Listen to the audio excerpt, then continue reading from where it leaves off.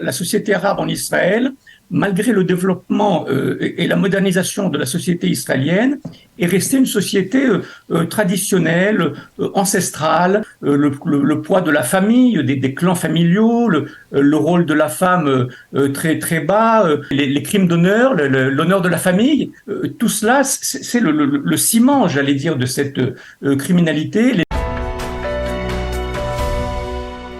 Nous avons le plaisir d'être en ligne avec Jacques Bendelac. Jacques, bonjour, Boker Tov. Oui, bonjour Daniel. Alors vous êtes économiste, essayiste et également, on peut dire, un spécialiste du secteur arabe israélien. Vous avez écrit un livre sur le secteur arabe israélien il y a de cela plusieurs années.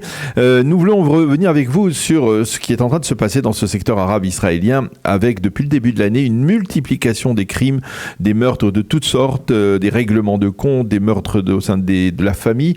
Et on arrive avec ces dernières 24 heures un bilan de 5 tués, 5 meurtres dans le secteur arabe israélien, un total de 70 meurtres depuis le début de l'année. C'est beaucoup plus que 2 fois plus que les données de l'année dernière à la même époque. Et la première question que je vous pose est: qu'est-ce qui se passe dans le secteur arabe israélien? Comment on en arrive à un tel massacre, si l'on peut parler comme cela? Oui, je vais vous dire, cette criminalité, c'est le symptôme d'une crise des valeurs, d'une crise identitaire, culturelle, que connaît la société arabe depuis 75 ans. Alors, ce qui est étonnant, c'est qu'on n'ait pas réussi à résoudre cette question-là durant toutes ces années, et que le secteur arabe a un retard de développement important sur la société juive, et que selon les gouvernements, c'est un phénomène qui va en montant ou en reculant, mais qui n'a pas disparu du tout de la société israélienne. Donc c'est un facteur culturel, identitaire, religieux.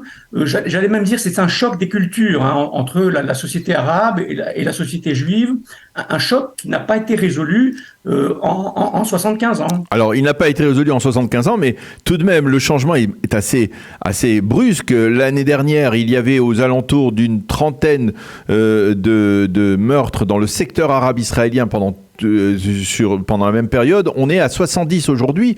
Qu'est-ce qui s'est passé en un an au sein du secteur arabe israélien ? Non, ça, je crois que ce sont des facteurs politiques. Vous savez, le gouvernement actuel, qualifié de droite, d'extrême droite, n'est pas très favorable à une égalité entre juifs et arabes.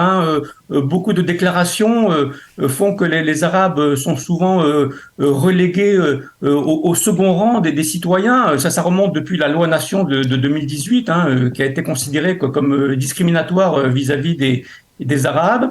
Et effectivement, depuis le début de cette année, depuis ce nouveau gouvernement, on nous promet beaucoup de choses, mais les choses ne viennent pas. Il faut, et c'est juste de le faire, ramasser les armes, davantage de policiers, tout ça c'est important, mais il faut le faire, on n'a pas commencé à le faire. Alors justement, l'année dernière, on avait dit qu'il y avait eu justement des réussites dans ce secteur en matière d'armes confisquées. Là, on a le sentiment que on ne parvient pas à endiguer ce flux de criminalité. Je voudrais que, au-delà des problèmes d'armes, des problèmes, quelles sont les causes majeures, on va dire culturelles? Vous parliez de culture. Quelles sont les causes majeures? Est-ce que finalement on est resté dans une culture tribale dans le secteur arabe israélien qui ne tient pas compte des progrès ou en tout cas des développements d'une société occidentale moderne? Oui, absolument. La société arabe en Israël, malgré le développement et la modernisation de la société israélienne, est restée une société traditionnelle, ancestrale, avec des normes très particulières. Le poids de la famille, des clans familiaux, le rôle de la femme très très bas, l'organisation de la famille, les familles nombreuses. Tout cela, c'est le ciment, j'allais dire, de cette criminalité, les crimes d'honneur, l'honneur de la famille, qui était quelque chose peut-être qui existait il y a quelques siècles, mais qui n'est plus compatible avec une société moderne. Vous savez, la violence commence à la maison. Et donc, il est nécessaire non seulement d'injecter de l'argent, mais il faut aussi intervenir à la maison, dans la rue, dans l'éducation, dans l'emploi. Hein. C'est tout ça ce qu'il faut changer. Hein. C'est Oui. changer vraiment la mentalité traditionnelle des Arabes pour qu'ils se sentent appartenir davantage à cette société israélienne qui est une société moderne. Est-ce qu'ils le Cela, veulent? Est-ce qu'ils le n'a pas veulent, réussi à le Jacques? faire parce que vous savez, souvent, on dit on va injecter de l'argent, mais injecter de l'argent ne résout pas la question. Hein. Il y a beaucoup de corruption, beaucoup de malversation dans la société arabe.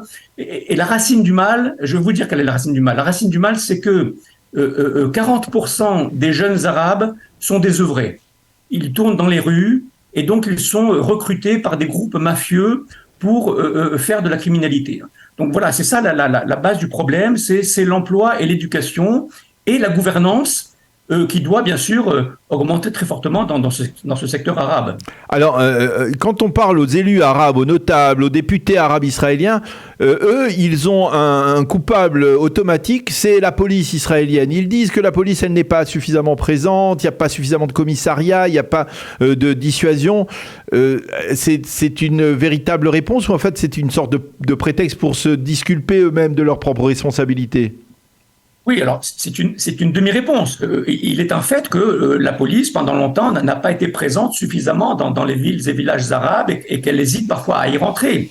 Mais j'entends aussi beaucoup de voix parmi les dirigeants arabes, les maires, les députés, qui aujourd'hui sont prêts à reconnaître leurs propres fautes, hein, qui disent à leur société elle-même de reconnaître leurs fautes intérieures, de changer leurs valeurs intérieures pour que ce type de phénomène disparaisse. Donc c'est la coordination des deux aspects. Hein. Il y a la responsabilité du secteur arabe lui-même qui doit être prise en compte et qui est du ressort des dirigeants arabes eux-mêmes, qui commence à émerger, et la gouvernance de l'État israélien qui doit être beaucoup plus efficace dans le secteur arabe.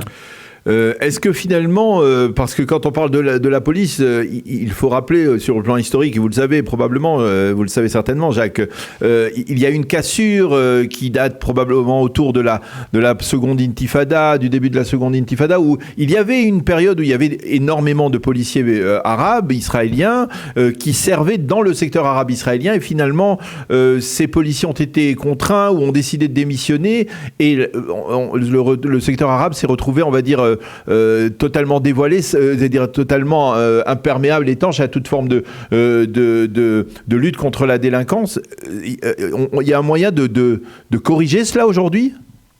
Oui, absolument. Le moyen, vous l'avez dit, c'est de favoriser l'intégration des Arabes israéliens à la société israélienne, hein, une intégration qui est très insuffisante, intégration par l'emploi, vous l'avez dit, dans la police, mais aussi dans les fonctionnaires.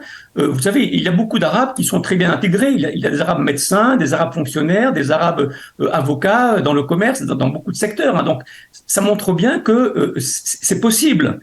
Il faut juste faire l'effort nécessaire, à la fois du côté juif et du côté arabe, pour que ces Arabes se sentent davantage appartenir à la société israélienne, et de là, ils seront prêts à s'y impliquer davantage pour s'engager dans la police ou ailleurs. Mais donc, pourtant, effectivement, il y a un rôle bilatéral des deux côtés de la société israélienne. Mais pourtant, vous le dites vous-même, et dans certains secteurs, par exemple, c'est connu que dans les universités israéliennes, eh bien, il y a une sorte de discrimination positive pour accepter plus d'Arabes israéliens, que par exemple, il est plus facile à un Arabe israélien qu'à un Juif israélien de rentrer, de faire des études de médecine, parce qu'il y a une forme de discrimination positive au niveau des critères d'admission. Donc, pourquoi finalement on n'arrive pas à résoudre ce problème ainsi ? Parce qu'on ne le prend pas à la base. Hein. La base, c'est l'éducation à l'école des jeunes enfants, hein, avant qu'ils arrivent à l'université. Hein. Donc, il faut créer des nouvelles salles d'école, il faut créer de la formation professionnelle, il faut donner des permis de construire, parce qu'on ne permet pas aux Arabes de construire des logements dans leur propre village. Il faut reconnaître les villages non reconnus des Bédouins dans le Negev. Donc, il y a beaucoup de choses à faire qui ne dépendent pas d'argent. Il y a des étapes importantes à franchir. qui devrait justement favoriser le sentiment d'appartenance et d'intégration de ces Arabes qui aujourd'hui, et vous le dites, est très, très, très résiduel. Et le rôle, alors, le gouvernement actuel, si vous voulez, qui propose de ramasser les armes, et ça, il faut le faire, c'est indispensable, ce ne sera pas suffisant pour résoudre cette criminalité qui a des aspects identitaires très fort. Le rôle de la femme aussi dans le secteur arabe israélien, c'est parce que parmi les crimes, on note effectivement un taux extrêmement effrayant, même de femmes qui sont tuées, qui sont assassinées par leurs conjoints. Est-ce qu'il y a les mouvements féministes israéliens qui sont extrêmement puissants, qui ont un lobby extrêmement fort? Est-ce qu'ils sont actifs aussi là dans ce domaine? Alors, pas suffisamment. C'est vrai, le rôle de la femme, c'est une valeur traditionnelle chez les Arabes, ce qui ne veut pas dire qu'il faut utiliser les armes contre les femmes, mais c'est une des valeurs qu'il faut changer progressivement. Le poids de la famille, le nombre des enfants, tout ça, c'est quelque chose qui n'évalue pas assez rapidement et qui devrait évoluer parce que c'est là finalement, hein, c'est dans la famille que se trouve la solution à cette question identitaire qui a des conséquences sur cette criminalité. Est-ce que vous pensez qu'il y a un lien avec la vie politique? Le fait que, par exemple, l'année dernière, il y avait un parti, le parti RAM, qui était à l'intérieur de la coalition gouvernementale et qui avait obtenu des budgets substantiels pour le secteur arabe israélien. Pendant cette année-là, il y a eu, on va dire, un nombre de crimes relativement bas. Et aujourd'hui, le secteur arabe, ces partis arabes, il n'y a pas de parti arabe dans la coalition gouvernementale, bien entendu, mais donc on voit finalement, est-ce que c'est lié? Est-ce qu'il y a un lien entre criminalité Absolument. et politique? Ah, absolument, absolument, sans aucun doute. Hein. La question de l'identité des Arabes est bien sûr liée à la question politique, la question palestinienne aussi. Hein. Et le fait qu'un parti comme Ra'am ait intégré le gouvernement l'année dernière a modifié les règles du jeu, hein, a donné aux Arabes davantage ce sentiment que quelqu'un va s'occuper d'eux au quotidien et pas seulement par des grands termes. Un gouvernement l'année dernière qui avait consacré un gros budget au développement arabe, mais encore une fois, je pense que trop d'argent finira par nuire aux Arabes, parce que l'argent, finalement, on le voit, est détourné, ne va pas directement dans le but que l'on lui donne. Il y a beaucoup de détournements, de corruption, de malversation, et qu'il faut que l'État intervienne lui-même davantage, directement, pour construire des écoles, pour construire des routes, pour construire des logements, et pour donner aux Arabes, justement, ce sentiment qu'ils appartiennent à la société israélienne et que le gouvernement les considère à part égale comme les autres communautés religieuses du pays. Eh bien, Jacques Bendelage, merci beaucoup de nous avoir éclairé donc sur ce qui se passe actuellement dans le secteur arabe israélien autour de cette multiplication des crimes, un taux de criminalité qui est en augmentation extrêmement aiguë ces derniers mois. Merci beaucoup de nous avoir expliqué donc on va dire les causes de cette progression, de cette hausse en tout cas. Merci. D'avoir été avec nous. Bonne journée, à bientôt.